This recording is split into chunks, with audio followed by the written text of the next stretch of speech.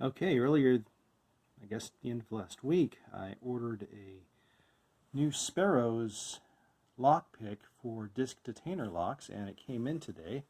So this will be my unboxing video attempt. Sparrows.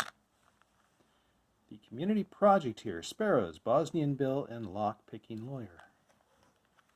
So in the spirit of unboxing videos and without having a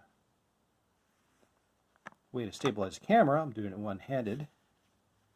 And here is the familiar pick. I'm going to go ahead and pull out some of the supplemental parts. Allen wrench. This is the additional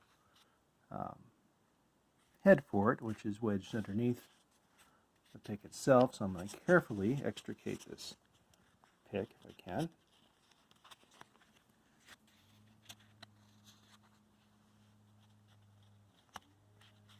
And voila.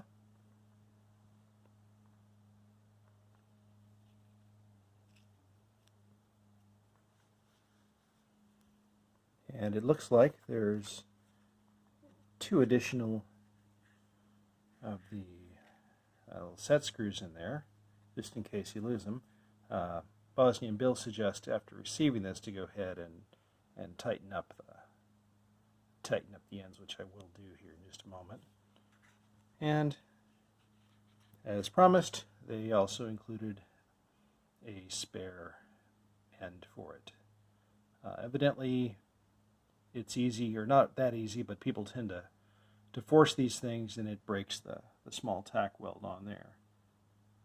Another video by Bosnian Bill said it doesn't take much torque on these, so if you're encountering a lot of resistance, back off a little bit, or perhaps try resetting the disc and trying again. Anyway, looking forward to this. Next, actually get a disc detainer lock to practice on. That'll be my next video. Adios.